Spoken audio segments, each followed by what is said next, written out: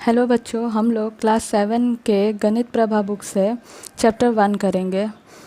तो उसमें क्या करना है हम लोगों को, उसमें करना है पार्ट या भाग। ठीक है, तो पार्ट या भाग कैसे करेंगे, पहले वो हम लोग क्या होता है पहले उसको हम लोग समझेंगे कि पार्ट और भाग क्या है।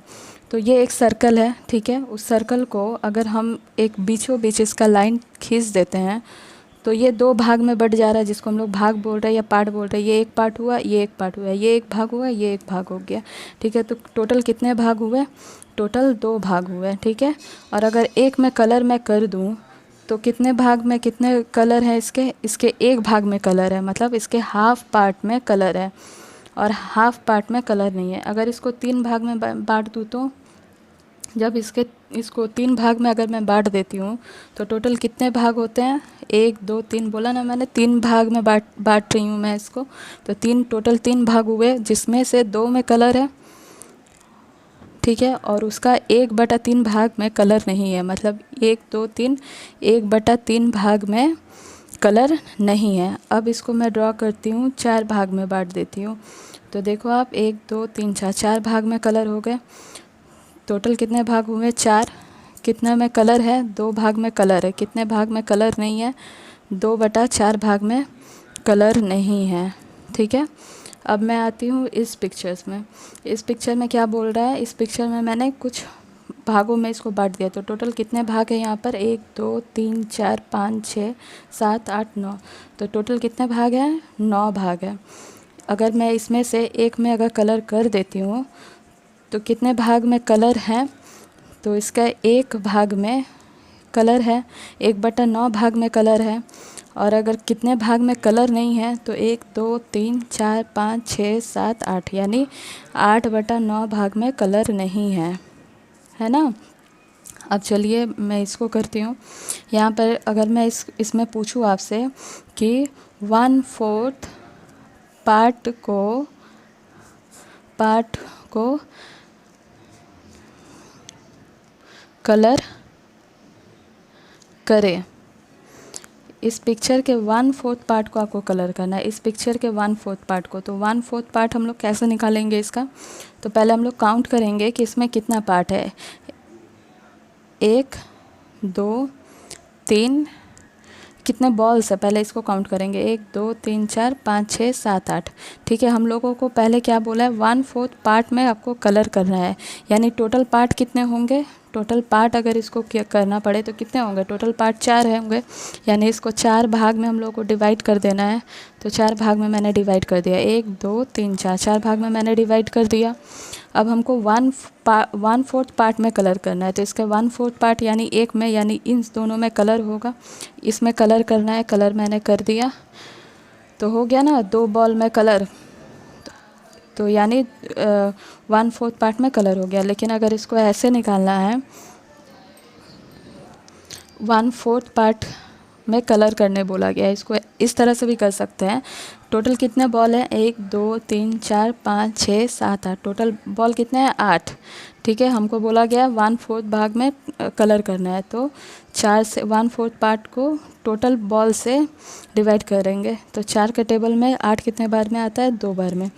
तो 2 1 जा 2, यानी 2 बॉल में कलर होगा, यानी ये 2 बॉल्स में कलर कर देंगे।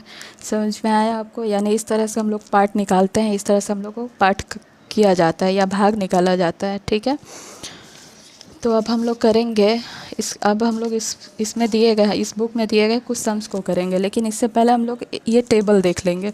ये एक चार्ट मैंने बना के रखा है, आप एक बार इसको देख लो। एक साल, 1 ईयर में कितने मंथ होते हैं? 12 मंथ्स। 1 मंथ में कितने दिन होते हैं? 30 दिन। एक वीक में कितने दिन होते हैं? 7 दिन। एक साल में कितने दिन होते हैं? 365 दिन। एक केजी, 1 किलोग्राम में 1000 ग्राम होता है। 1 रुपया में 100 पैसे होते हैं। 1 मीटर में 100 सेंटीमीटर होता है। ठीक है, अब वहाँ पे नीचे में कुछ सम्स दिए हुए हैं, लेट्स डू आवर सेल्फ। तो आज हम लोग उसको सॉल्व करेंगे। ठीक है, तो हाफ पार्ट ऑफ ₹1, मतलब हाफ पार्ट ऑफ ₹1, ₹1 आपसे पूछा किस में है? पैसा में। तो हम लोग क्या करेंगे? ये तो रुपीस में है, दोनों एक यूनिट नहीं है, एक इकाई नहीं है। ये रुपया है, ये पैसा है। तो किस तरह से इसको हम लोग करेंगे, इसको हम लोग रुपया को पैसे में कन्वर्ट कर देंगे। इसीलिए हम लोगों को ये चार्ट पता होना चाहिए।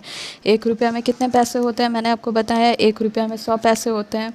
तो 1 रुपया में 100 पैसे होते हैं, इसीलिए हम लोगों को पैसा में पूछा गया है। इसी रुपया को मैं पैसा में बदल दूँगी।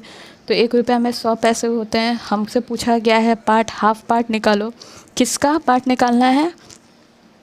1 रुपया का। ऑफ का मतलब होता है का, हिंदी में ऑफ को का बोलते हैं। और का जब भी होता है तो वहाँ पे गुना बैठाया जाता है, ठीक है। तो हाफ, 100 पैसे का हाफ। तो 100 पैसे का हाफ कितना होता है? 2 से भाग दे देंगे, 50 पैसे।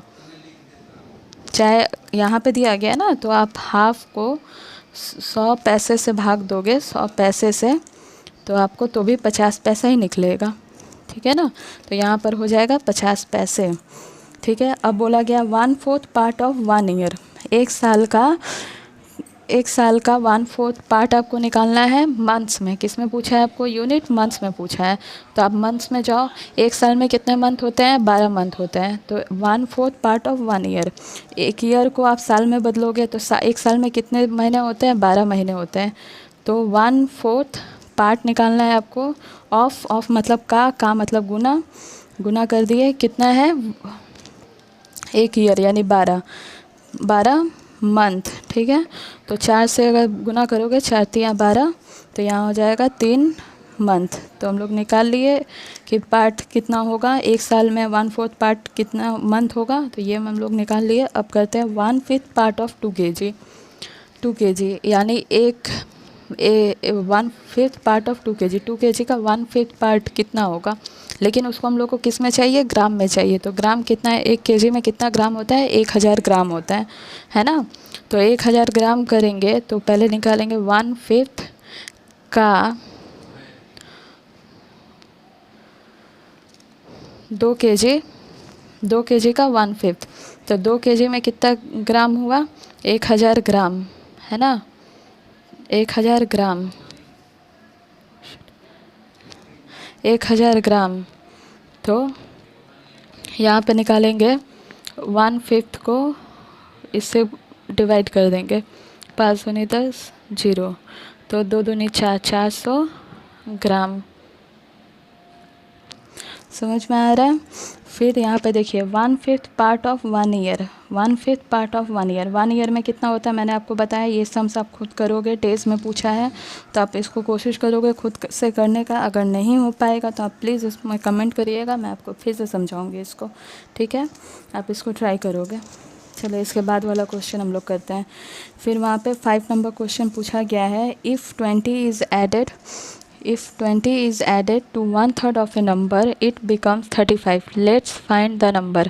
मतलब किसी नंबर के साथ 1/3, if 20 is added to 1/3 of a number, 1/3 किसी नंबर के 1/3 पार्ट को लेंगे और उसमें जब 20 ऐड करेंगे तो वो आंसर जो होगा, वो नंबर जो होगा वो 35 हो जाएगा। क्या बोल रहा है, मैं फिर से रिपीट कर रही हूँ कि किसी भी नंबर के साथ किसी भी नंबर का 1/3 लेंगे और उसमें 20 ऐड करेंगे तो वह नंबर 35 हो जाएगा। तो मुझे पता नहीं है कि वो नंबर कौन सा है, तो हम लोग मान लेंगे कि वो number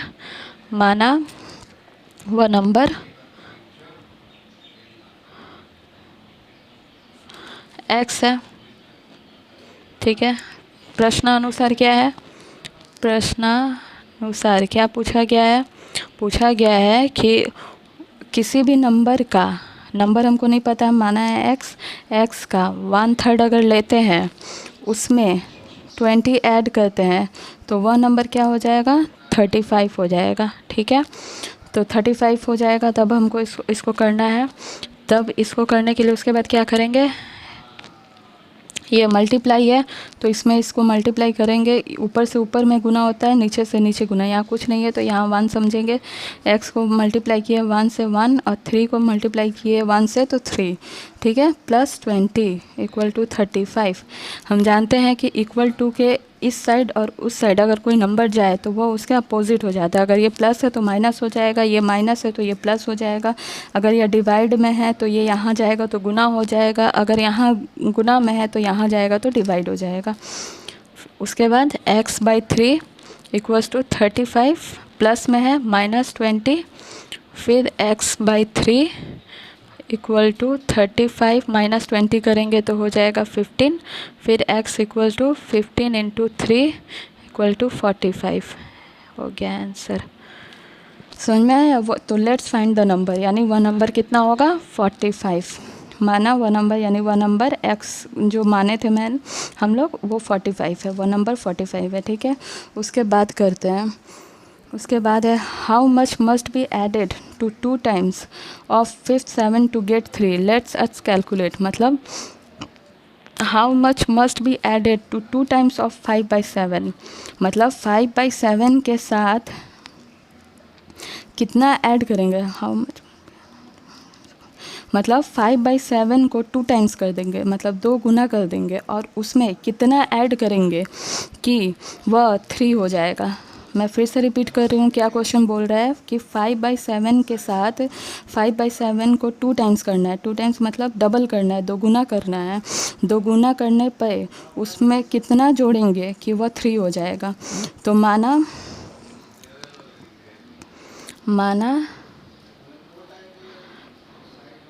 we added equal to x, मतलब हम लोग ऐड करेंगे x। तो प्रश्नानुसार क्या बोल रहे हैं, प्रश्नानुसार क्या है, प्रश्नानुसार क्या होगा, प्रश्नानुसार होगा कि यहाँ पर 2 5/7 जो कि बोला गया है उसमें कितना जोड़ेंगे, हमको नहीं पता है कितना जोड़ेंगे, इसीलिए x ऐड करेंगे, वो कितना हो जाएगा 3 हो जाएगा। हम बोल रहे हैं ना कि कितना 5/7 में को डबल करने के बाद कितना जोड़ेंगे कि वह 3 हो जाएगा। तो 5/7 को डबल करने के बाद कितना जोड़ेंगे नहीं पता है, इसीलिए प्लस x कर दिए और वो इक्वल टू 3 हो जाएगा। ठीक है, अब ऊपर से ऊपर को गुना होता है। मैं कुछ हिंदी में भी लिख रही हूँ, कुछ इंग्लिश में भी बता रही हूँ, इंग्लिश को मैं हिंदी में भी बता रही हूँ ताकि हिंदी मीडियम के भी बच्चों के लिए ईजी हो और इंग्लिश मीडियम के बच्चे भी समझ पाएँ।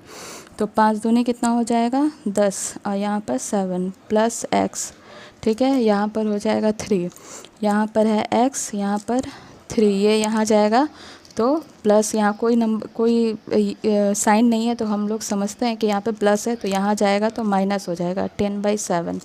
ठीक है, अब इसका एलसीएम निकालेंगे तो यहाँ कुछ नहीं है तो 1 इक्वल टू 7, तो इसका अगर एलसीएम निकालेंगे तो 7 आएगा, तो यहाँ पर हम लोग 7 कर लेंगे। ठीक है, एलसीएम 1 को 7 में जब भाग देते हैं तो 7 होता है, 7 से अगर 3 को गुना करते हैं तो 21 होता है, फिर 7 से 7 को भाग देते हैं, 7 में 7 को भाग देंगे तो 1 होगा, 1 में 10 को गुना करेंगे तो 10, तो यहाँ हो गया 11/7, यानी वो नंबर कितना होगा, वो नंबर होगा, इसमें हम लोग को कितना जोड़ना पड़ेगा 11/7, तब जाके यानी 11/7 जोड़ना होगा, तब जाके वो 3 होगा। तो ये हमारा आंसर होगा, तो 11/7 मस्ट बी एडेड। क्या लिखेंगे हम लोग answer, 11/7 must be added to 2 times of 5/7 to get 3, that is the answer. ठीक है, मैं पूरा लिखी नहीं हूँ क्योंकि यहाँ पे थोड़ा स्पेस कम है। तो अभी तक मैंने इस चैप्टर से 2 ही सवाल किए हैं, मतलब 2 ही सवाल, इसके पहले भी कुछ सवाल मैंने किए हैं, फिर मतलब 7 तक मैंने किया है, उसके बाद बहुत सारे 8 9 10 11 12 ये भी है। तो अभी के लिए इतना ही, इसके बाद वाला क्वेश्चन मैं नेक्स्ट वीडियो में बताऊँगी। Thank you for watching.